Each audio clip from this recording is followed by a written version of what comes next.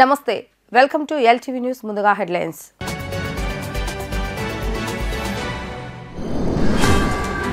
ట్యాబ్ల పంపిణీ కార్యక్రమంలో పాల్గొన్న ముఖ్యమంత్రి వైఎస్ జగన్మోహన్ రెడ్డి మన పిల్లలు ప్రపంచంలోనే ది బెస్ట్ గా ఉండాలని ఆకాంక్ష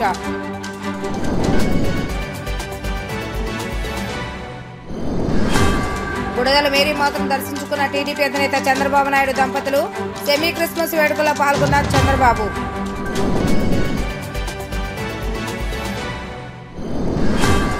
వచ్చే ఎన్నికల్లో జగన్ ఇంటికి పంపిస్తామన్న జనసేన అధినేత పవన్ కళ్యాణ్ వైసీపీ ఎమ్మెల్యేలను కాదు జగన్ ను మార్చాలని చురకలు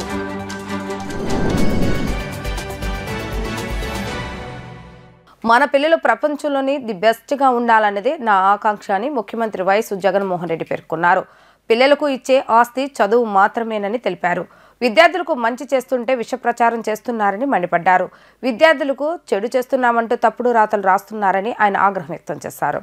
ప్రభుత్వ పాఠశాలలో చదువుకునే 8వ తరగతి విద్యార్థులకు వరుసగా 2వ ఏడాది కూడా రాష్ట్ర ప్రభుత్వం ట్యాబ్స్ పంపిణీ చేపట్టింది. పేదంటి పిల్లలు అంతర్జాతీయ వేదికపై తమ సత్తా చాటాలన్న ముఖ్యమంత్రి వైఎస్ జగన్మోహన్ రెడ్డి లక్ష్యం మేరకు 620 కోట్ల వ్యయంతో బైజూస్ ప్రీలోడెడ్ కంటెంట్ గల 4,34,185 ట్యాబ్స్ ను 9,424 పాఠశాలలోని విద్యార్థులకు ఉచితంగా పంపిణీ చేశారు. అల్లూరి సీతారామరాజు జిల్లా చింతపల్లి నుంచి సీఎం వైఎస్ జగన్మోహన్ రెడ్డి ట్యాబ్ల పంపిణీ కార్యక్రమాన్ని ప్రారంభించారు. ఈ సందర్భంగా ఆయన మాట్లాడుతూ పేద విద్యార్థులపై విషం కక్కొద్దని చెప్తున్నానని ఆరోపించారు. ఈనాడు ఒక పేపరా, ఈ పేపర్ చదవచ్చా, దిగజాడు రాతలు రాయొద్దని చెప్తున్నా అని మండిపడ్డారు. పేద పిల్లల చేతిలో ట్యాబ్లుంటే చెడిపోతారంట. పేద విద్యార్థులు ఇంగ్లీష్ మీడియంలో చదవద్దా అని ప్రశ్నించారు. పేద పిల్లలు ఇంగ్లీష్ మీడియం చదివితే తెలుగు అంతరించుకుపోతుందట. పేదలకు మంచి చేస్తుంటే మీకెందుకు ఈ కడుపుమంట? పేద పిల్లలకు మంచి చేస్తుంటే కొందరు ఏడుస్తున్నారు. ఇటువంటి దిక్కుమాలిన రాజకీయాలతో యుద్ధం చేస్తున్నామంటూ సీఎం వైఎస్ జగన్మోహన్ రెడ్డి ధ్వజమెత్తారు. గిట్టని వాళ్లు వైఎస్ జగన్ దుబారా చేస్తున్నాడంటూ మాట్లాడుతున్నారు. దేశంలో ఏ ప్రభుత్వం కూడా పేదలకు ఈ స్థాయిలో ఖర్చు చేయలేదు. ఖర్చు చేసే ప్రతి రూపాయి భావితరాల కోసమే అని సీఎం పేర్కొన్నారు. అధికారంలోకి వచ్చిన వెంటనే ఈ 55 నెలలుగా ప్రతి అడుగు కూడా ఒక విప్లవాత్మక మార్పును తీసుకొచ్చే దిశగా అడుగులు పడ్డాయి. అందులో భాగంగానే వరుసగా 2వ ఏడాది ఈ రోజున గవర్నమెంట్ బడులలో చదువుతా ఉన్న 8వ తరగతి పిల్లలకు ఈరోజు ట్యాబులు ఇచ్చే కార్యక్రమం శ్రీకారం చుడతా ఉన్నాం. రాష్ట్ర వ్యాప్తంగా కూడా 10 రోజుల పాటు ప్రతి ఎమ్మెల్యే కూడా ప్రతి మండలాన్ని కూడా సందర్శిస్తూ ఈ కార్యక్రమంలో పాల్గొన్నట్టుగా మరో 10 రోజుల పాటు ఈ కార్యక్రమం జరుగుతుంది. ఈరోజు మనం వచ్చే ఈ ట్యాబులు కేవలం ట్యాబులు మాత్రమే కావు. ప్రతి చెల్లెమ్మకు ఒక మంచి అన్నగా, ప్రతి అక్కకు ఒక మంచి తమ్ముడిగా, ప్రతి పిల్లాడికి ప్రతి పాపకు ఒక మంచి మేనమామగా మన పిల్లల మీద, మన పేద కుటుంబాల మీద మమకారంతో తరతరాల పేదరికం సంఖ్యలు తెంచేందుకు, భవిష్యత్తును మార్చేందుకు తీసుకువస్తా ఉన్న అనేక గొప్ప మార్పుల్లో ఈ ట్యాబులు ఇచ్చే కార్యక్రమం కూడా ఒక గొప్ప మార్పుగా రాబోయే దశాబ్ద కాలంలో నిలిచిపోతుంది. ఈ విద్యా సంవత్సరంలో అక్షరాల 4,35,185 మంది పిల్లలకు 620 కోట్ల రూపాయలు ఖర్చు చేస్తూ ఈరోజు మన పిల్లల చేతుల్లో ఈరోజు ఈ ట్యాబులు పెడతా ఉన్నాం. గత ఏడాది 686 కోట్ల రూపాయలతో 5,18,000 ట్యాబులను పిల్లలకు, చదువులు చెప్తా ఉన్న టీచర్లకు ఇద్దరికీ కూడా గత సంవత్సరం కూడా పంపిణీ చేశాం. పిల్లలకు అవసరమైన బైజూస్ కంటెంట్ను కూడా ఈ ట్యాబులన్నింటిలోనూ కూడా ఆఫ్లైన్లో సైతం పనిచేసేట్టుగా ఇవన్నీ కూడా అప్లోడ్ చేసి మరి ట్యాబులన్నీ కూడా ఇస్తా ఉన్నాం. ఈ ట్యాబుల విషయంలో పిల్లలందరికీ కూడా ఒకటే చెప్తా ఉన్నా, ఈ ట్యాబులు ఏదైనా రిపేర్కి వస్తే ఎవరు కూడా కంగారు పడాల్సిన పని కూడా లేదు. మీ హెడ్ మాస్టర్ దగ్గరికి వెళ్ళి ఈ ట్యాబు చెడిపోయింది అని చెప్పి రిపేర్కి ఇచ్చినా సరే, లేదా మన గ్రామ సచివాలయానికి వెళ్ళి మన తల్లిదండ్రులతో పాటు గ్రామ సచివాలయాలలో ఈ ట్యాబు ఇచ్చినా సరే, 2 చోట్ల వాళ్ళు రసీదిస్తారు. వారం రోజుల్లోనే మీ ట్యాబ్ను మళ్ళీ రిపేర్ చేసి మళ్ళీ మీకు ఇవ్వడము జరుగుతుంది. ఒకవేళ రిపేర్ చేయలేకపోతే ఇంకో ట్యాబ్ మీ చేతుల్లో పెట్టడం జరుగుతుంది. ఈ ట్యాబ్లో సెక్యూర్డ్ మొబైల్ డివైస్ మేనేజ్మెంట్ అనే సాఫ్ట్వేర్ కూడా పెట్టడం జరిగింది. ఏం జరుగుతుంది అని అంటే దీనివల్ల పిల్లలు పాఠాలు లెర్నింగ్కి సంబంధించిన అంశాలు మాత్రమే చూడగలుగుతారు. పిల్లలు ఏం చూశారు, ఏం చదివారు అన్నది తల్లిదండ్రులకు, టీచర్లకు ఈ సాఫ్ట్వేర్ ద్వారా తెలుస్తుంది. కాబట్టి తల్లిదండ్రులకు ఎవరికి కూడా ఎలాంటి ఆందోళనలు అవసరం లేదు, ఎలాంటి భయాలు అవసరం లేదు. ఈ ట్యాబులన్నీ కూడా పిల్లలకు వాళ్ళ చదువుల్లో మంచి చేసే ఒక గొప్ప ఇంధనంగా వాళ్లకు తోడుగా ఉంటుంది అని కూడా ఈ సందర్భంగా చెప్పడానికి సంతోషపడతా ఉన్నా. ఈరోజు నేను ఒకటి అడుగుతా ఉన్నా, ఒకటి చెప్తా ఉన్నా. ఈరోజు మీరంతా కూడా ఇవన్నీ చూస్తూ ఉన్నారు.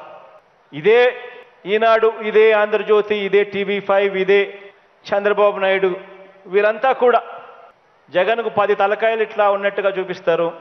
చూపించి రాష్ట్రం అంతా అప్పుల పాలు అయిపోయింది అని చెప్పి రాస్తారు. మరోవైపున చంద్రబాబు నాయుడు మేనిఫెస్టో అని చెప్పి ఆయన 6 గ్యారెంటీలు అని చెప్పి ఆయన ఇస్తాడు, ఆయన చెబుతాడు. దాన్ని పతాక శీర్షికల్లో బ్రహ్మాండంగా వీళ్ళు రాస్తారు. వాళ్ళు ఇచ్చేటివి చూస్తే ఇవ్వక తప్పని పెన్షన్లు, ఫీజు రీఎంబర్స్మెంటు, రైతులకు ఉచిత కరెంటు, ఆరోగ్యశ్రీ ఇటువంటివన్నీ కూడా కలుపుకుంటే జగన్ చెప్పేదానికన్నా, జగన్ ఇచ్చేదానికన్నా వాళ్ళు చెప్పేది 3 ఎక్కువ. మరి నిజంగా ఎంత మోసం చేసేదానికి వెనకడుగు వేయడం లేదో ఆలోచన చేయమని అడుగుతా ఉన్నా. గతంలో 2014 నుంచి 2019 దాకా వాళ్ళే ముఖ్యమంత్రులుగా ఉన్నారు, వాళ్ళే పరిపాలన చేశారు. ఇదే ఈనాడు, ఇదే ఆంధ్రజ్యోతి, ఇదే TV5, ఇదే చంద్రబాబు, ఇదే దత్తపుత్రుడు 87,612 కోట్ల రూపాయల రైతుల రుణాలు మాఫీ చేస్తామని అన్నారు. రైతులను మోసం చేశారు, ఎగ్గొట్టారు. పొదుపు సంఘాల రుణాలన్నీ మాఫీ చేస్తామని అన్నారు, వాళ్ళను అన్యాయం చేశాడు. ఇంటింటికి జాబ్ ఇస్తాను, ఇంటింటికి జాబ్ ఇవ్వకపోతే 2,000 రూపాయలు నిరుద్యోగ భృతి అన్నాడు. అంటే 5 ఏళ్లలో ప్రతి ఇంటికి 1,00,000 రూపాయలు. ఒక్కడికంటే ఒకడికి ఇచ్చిన పాపాన పోల. అడ్డగోలుగా 2014 నుంచి 2019 దాకా ఎవరిని వదలుకోకుండా అవ్వ తాతలను వదలలేదు, రైతులను వదలలేదు, పిల్లలను వదలలేదు, అక్క చెల్లెమ్మలను వదలలేదు, అందరినీ కూడా మోసం చేశారు. ఆలోచన చేయమని అడుగుతా ఉన్నా. ఇవన్నీ కూడా రాబోయే రోజుల్లో ఇంకా ఎక్కువ బురద జల్లుతారు, ఇంకా ఎక్కువ అబద్ధాలు చెబుతారు, ఇంకా ఎక్కువ మోసాలు చేస్తారు. గుర్తుపెట్టుకోమని అడుగుతా ఉన్నా. ఎవరైతే మీకు మంచి చేశారో ఆ మంచి చేసింది ఎవరు అనేది గుర్తుపెట్టుకోమని అడుగుతా ఉన్నా. ఈరోజు మీ బిడ్డ మీ కళ్ళ ముందర నిలబడి గట్టిగా మీ కళ్ళల్లో చూసి చెప్పగలుగుతా ఉన్నాడు. మీ ఇంట్లో మీకు మంచి జరిగి ఉంటే మాత్రం మీ బిడ్డకు మీరే తోడుగా ఉండండి అని చెప్పి మీ బిడ్డ అడగగలుగుతా ఉన్నాడు. చంద్రబాబు నాయుడు సతీమణి భువనేశ్వరితో కలిసి గుణదల మేరీమాతను దర్శించుకున్నారు. మరియమాత ఆలయంలో చంద్రబాబు నాయుడు దంపతులు ప్రత్యేక ప్రార్థన చేశారు. అనంతరం సెమీ క్రిస్మస్ వేడుకలో చంద్రబాబు నాయుడు, భువనేశ్వరి పాల్గొన్నారు. మేరీమాత ఆలయానికి వచ్చిన చంద్రబాబు నాయుడుకు వర్ల రామయ్య, జవహర్, దేవినేని ఉమ్మ, అశోక్ బాబు, కొల్లు రవీంద్ర, నాగుల మీరా స్వాగతం పలికారు. జైలు నుంచి వచ్చాక పలు పుణ్యక్షేత్రాలను చంద్రబాబు నాయుడు దర్శించుకున్నారు. గుణదల మేరీమాత ఆలయం నుంచి చంద్రబాబు నాయుడు దంపతులు ఇంటికి బయలుదేరి వెళ్లారు. వచ్చే ఎన్నికల్లో జగన్ ఇంటికి పంపిస్తామని జనసేన అధినేత పవన్ కళ్యాణ్ అన్నారు. జగన్ 80 మంది ఎమ్మెల్యేలను మార్చేస్తున్నారని వార్తలు వస్తున్నాయని, కానీ మార్చాల్సింది వారిని కాదు జగన్ అని ఆయన చురకలంటించారు.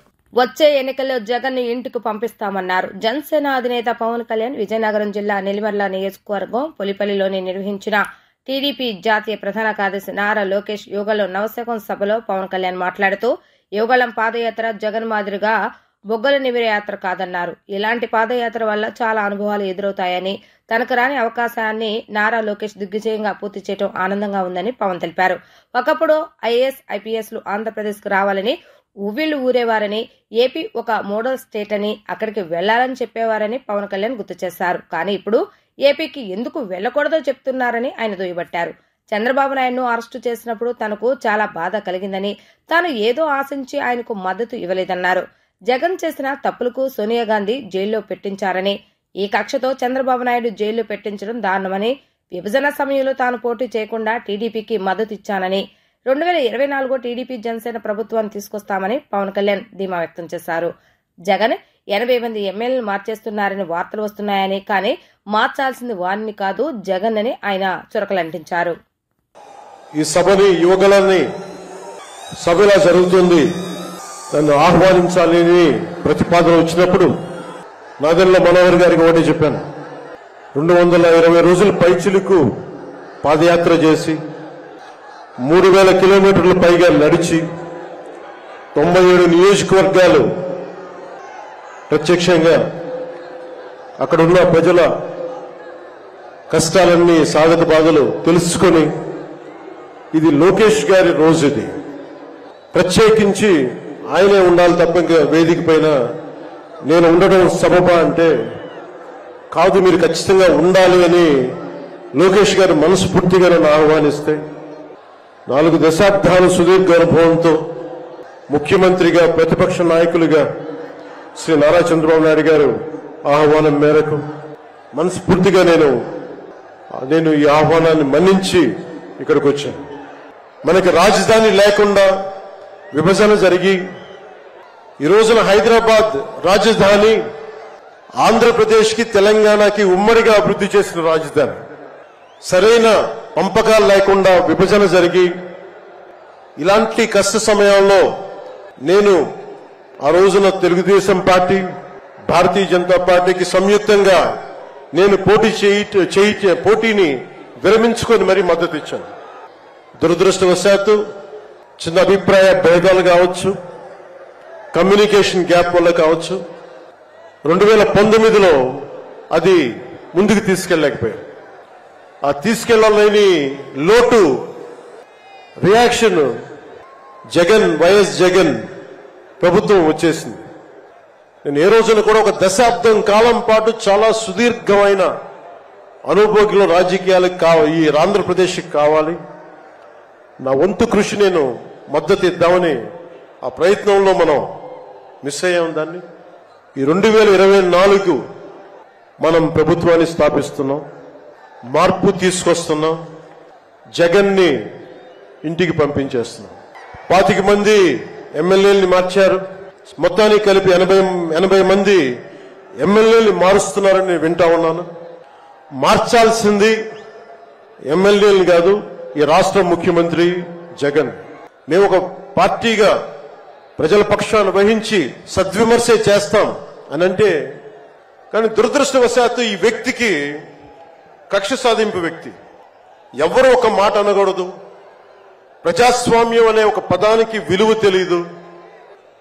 ఇన్ని దశాబ్దాల ఆంధ్రప్రదేశ్ రాజకీయ చరిత్రలో ఏ ఒక్క నాయకులు కూడా వైఎస్ రాజశేఖర రెడ్డి గారితో కలిపి కూడా ఇంటిలో బయటికి రాని ఆడపడుచుల్ని, తల్లుల్ని ఒక్క మాట లేదు. ఎవరు కూడా నాయకుల్ని తిట్టారు, విమర్శలు చేశారు, దిగజారుడిగా మాట్లాడి ఉండొచ్చేమో, కానీ బయటికి రాని తల్లుల్ని చాలా నీచంగా విమర్శించే ఈ సంస్కృతి జగన్ నాయకత్వంలో ఈ వైసీపీ ప్రారంభించింది. ఇంట్లో ఉన్న తల్లికి చెల్లికే విలువ ఇవ్వనేవాడు మన ఇంట్లో ఉన్న ఆడపడుచులకి ఏం గౌరవిస్తాడు? జనసేన ఆలోచన విధానంతో మేమందరం మాట్లాడుకున్నాం. భవిష్యత్తులో ఉమ్మడి మేనిఫెస్టో కూడా రిలీజ్ చేస్తాం.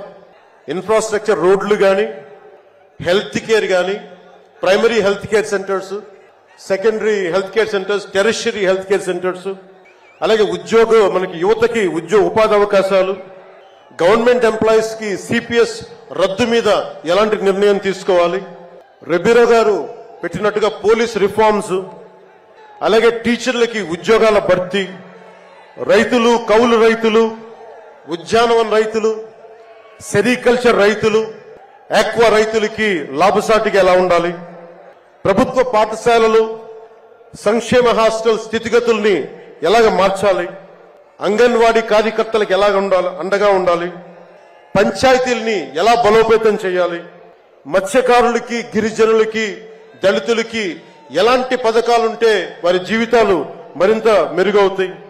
చేనేత కార్మికులకి ఎంత అండగా ఉండాలి, వైద్యం అందుబాటులోకి ఎలా తీసుకురావాలి, సంఖ్యాబలం లేని బీసీ కులాలకి ఎంత అండగా ఉండాలి, వీటన్నిటి మీద చాలా లోతైన ఒక ఎక్సర్సైజ్ చేస్తా ఉన్నాం. దీన్ని బేస్ చేసుకొని కార్యాచరణకు ఉమ్మడి ప్రణాళిక నారా చంద్రబాబు గారు మేము కలుసుకొని రానున్న పెద్ద సభల్లో ఒకటి సంయుక్తంగా దీన్ని రిలీజ్ చేస్తాం. ఆంధ్రప్రదేశ్ ముఖ్యమంత్రి వైఎస్ జగన్మోహన్ రెడ్డి ఈ రోజు సెమీ క్రిస్మస్ వేడుకలో పాల్గొన్నారు. ఇందిరాగాంధీ మున్సిపల్ స్టేడియంలో జరిగిన సెమీ క్రిస్మస్ వేడుకలకు ఆయన ముఖ్య అతిథిగా హాజరయ్యారు. సెమీ క్రిస్మస్ వేడుకల సందర్భంగా క్రైస్తవ మత పెద్దలతో కలిసి కేక్ కట్ చేశారు. అందరికీ క్రిస్మస్ శుభాకాంక్షలు తెలియజేశారు సీఎం వైఎస్ జగన్మోహన్ రెడ్డి. అయితే బెజవాడలో ఏపీ ప్రభుత్వం ఆధ్వర్యంలో సెమీ క్రిస్మస్ వేడుకలు నిర్వహించారు. ఈ వేడుకలో సీఎం వైఎస్ జగన్మోహన్ రెడ్డితో పాటు ఏపీ మంత్రులు, ఎమ్మెల్యేలు, ఎమ్మెల్సీలు పాల్గొన్నారు. ఇక ఈ సందర్భంగా సీఎం వైఎస్ జగన్మోహన్ రెడ్డి మాట్లాడుతూ క్రిస్మస్ శుభాకాంక్షలు తెలియజేశారు. శత్రువుల పట్ల కూడా క్షమాగుణం కలిగి ఉండాలని యేసుక్రీస్తు సందేశం ఇచ్చారని గుర్తు చేశారు. ఈ సందర్భంగా కవ్వొత్తులు వెలిగించి పండుగ శుభాకాంక్షలు తెలియజేశారు. క్రిస్మస్ను అడ్వాన్స్గా ఈరోజు జరుపుకుంటా ఉన్నాం. ఈరోజు రాజారావు గారన్న మాట్లాడుతూ చాలా సుదీర్ఘంగా దేవుని గురించి మెసేజ్ ఇవ్వడం జరిగింది. దేవుని విషయంలో మనందరికీ కూడా తెలిసిన ఒకటే ఒక విషయం, మనుషుల పట్ల ప్రేమ చూపించడం, నిస్సహాయుల పట్ల కరుణ చూపించడం, ఆకాశమంతా సహనం ప్రతి మనిషిలోనూ కూడా అలవాటు చేసుకోవడం, అవధులు లేని త్యాగం, మరీ ముఖ్యంగా శత్రువుల పట్ల కూడా క్షమాగుణం. కష్టమైన విషయాలైనప్పటికీ కూడా ఆ ప్రతి విషయంను కూడా మనం ఎప్పుడైతే మనలో దాన్ని ఇంబైబ్ చేసుకుంటామో, దానిని మనసారా కూడా పాటించాలి అని ఎప్పుడైతే తాపత్రయపడతామో, అప్పుడు మనం కూడా దేవుడు నచ్చిన బిడ్డలుగా మనందరం కూడా ఉంటాం. దేవుడు ఆ మనసు మనందరికీ కూడా ఇవ్వాలని, రాష్ట్రాన్ని, ప్రజలను దేవుడు ఆశీర్వదించాలని మనసారా కూడా కోరుకుంటూ, క్రిస్మస్ సందర్భంగా అందరికీ కూడా, ఇక్కడ ఉన్న వాళ్లకు, రాష్ట్రంలో ఉన్న, రాష్ట్రాల్లో ఉన్న, తెలుగు రాష్ట్రాల్లో ఉన్న అందరికీ కూడా మరీ క్రిస్మస్ తెలుపుకుంటూ. మంగళగిరి శ్రీ లక్ష్మీ నరసింహస్వామి వారి దేవస్థానంలో ఈ నెల 23వ తేదీన జరిగే ముక్కోటి ఏకాదశి పర్వదినం సందర్భంగా శ్రీవారి ఉత్తర ద్వార దర్శనం, బంగారు శంకు తీర్థానికి వస్తున్నటువంటి భక్తులకు ఎటువంటి అసౌకర్యం జరగకుండా అన్ని ఏర్పాట్లు పూర్తి చేసి సర్వం సిద్ధం చేసినట్లు దేవస్థాన కార్యనిర్వహణాధికారి అన్నపరెడ్డి రామకోటిరెడ్డి తెలిపారు. ఈ మేరకు బుధవారం ఉత్సవానికి సంబంధించిన వివరాలను ఆయన వెల్లడించారు. ఈ నెల 22 రాత్రి 8 గంటలకు శ్రీ స్వామివారి జగన్మోహిని అలంకారం, 23 తెల్లవారుజామున 1 గంట నుండి 3 గంటల వరకు స్వామివారి తిరువంజనోత్సవం జరుగుతుందన్నారు. అనంతరం 4 గంటల నుండి మధ్యాహ్నం 12 గంటల వరకు స్వామివారు ఉత్తర ద్వారంలో బంగారు గరుడ వాహనంపై భక్తులకు దర్శనమిస్తారన్నారు. బంగారు దక్షిణవృత శంకుతీర్థము 23, 24 తేదీల్లో 2 రోజులు ఇవ్వటం జరుగుతుందన్నారు. 23 తెల్లవారుజామున 4 గంటల నుంచి శంకుతీర్థం ప్రారంభమై రాత్రి 9 గంటల వరకు, తిరిగి 24 తేదీ ఉదయం 6 గంటల నుంచి రాత్రి 8 గంటల వరకు భక్తులకు శంకుతీర్థం ఇవ్వడం జరుగుతుందన్నారు. భక్తులకు స్వామివారి దర్శనానికి ఉచిత దర్శనం, క్యూ లైన్తో పాటు 100, 200 రూపాయల టికెట్తో ప్రత్యేక క్యూ లైన్లు ఏర్పాటు చేయడం జరిగిందన్నారు. మంగళగిరి నగర పరిసర ప్రాంతాలతో పాటు రాష్ట్ర నలుమూల నుంచి సుమారు 1,00,000కు పైగా భక్తులు ఈ ఉత్సవానికి హాజరవుతారన్నారు. భక్తులకు అసౌకర్యం కలగకుండా క్యూ లైన్లు, టెంట్లు ఏర్పాటు చేయడం జరిగిందన్నారు. క్యూ లైన్లని పిల్లలకు పాలు, బిస్కెట్లు, భక్తులకు మజ్జిగ, వాటర్ బాటిల్స్, వాటర్ ప్యాకెట్స్ ఏర్పాటు చేయడం జరిగిందన్నారు. వార్తలు ముగించే ముందు హెడ్లైన్స్ మరొకసారి.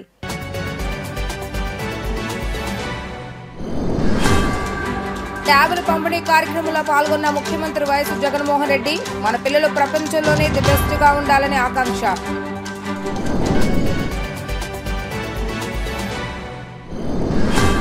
గుడదల మేరీ మాతను దర్శించుకున్న టీడీపీ అధినేత చంద్రబాబు నాయుడు దంపతులు, సెమీ క్రిస్మస్ వేడుకలో పాల్గొన్నారు చంద్రబాబు.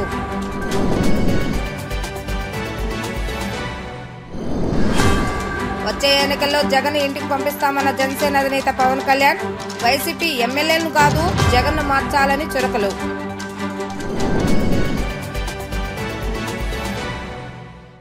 ఇవి ఈరోజు వార్తా విశేషాలు. మరలా 3 ప్రసారమే వార్తలు మళ్ళీ కలుద్దాం. అందరికి సెలవు, నమస్కారం.